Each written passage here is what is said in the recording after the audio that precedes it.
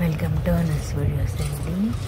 ఈరోజు నేను బఠానీ శనగల్లాగా వేయించడం చూపిస్తున్నానండి. బఠానీ చాట్ అన్నట్టు, చాట్ కాదండి, బఠానీ గింజల ప్రసాదం, తెల్ల బఠానీ ప్రసాదం అండి. శనగలు కని వెతికితే తెల్ల బఠానీలు కనిపించాయి.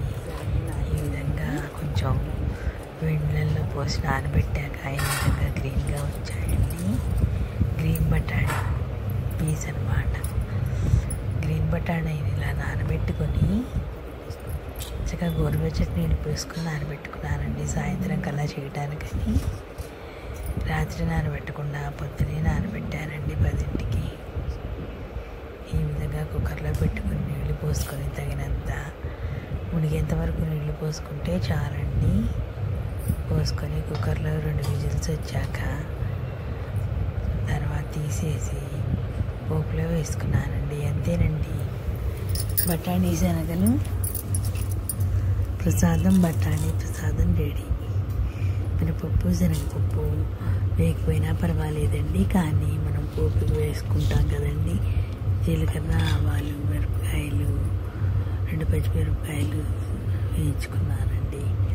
అంతే, ఇక వేరే పొడి కారం యాడ్ చేయకుండా ప్రసాదం అంటే ప్రసాదంలా ఉండాలండి, కారంగా ఉండకూడదు.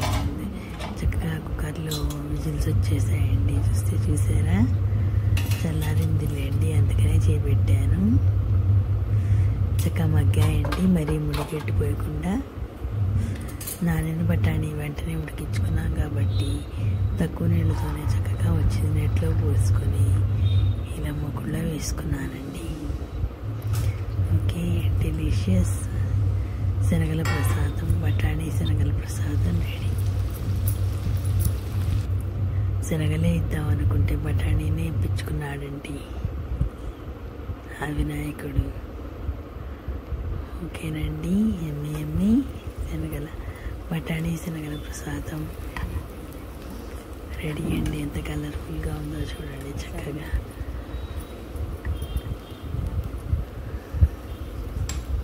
ఓకేనండి, ఇలా దేవుడికి కొంచెం మిగతాది వినాయకుడికి ప్రసాదంగా ఇచ్చేస్తానండి. శాస్త్రార్థం కొంచెం మన దేవుడికి కూడా పెట్టుకోవాలండి. పెట్టుకొని మిగతాది మా పందిరి వినాయకుడికి ప్రసాదంగా చేశానన్నమాట ఈరోజు.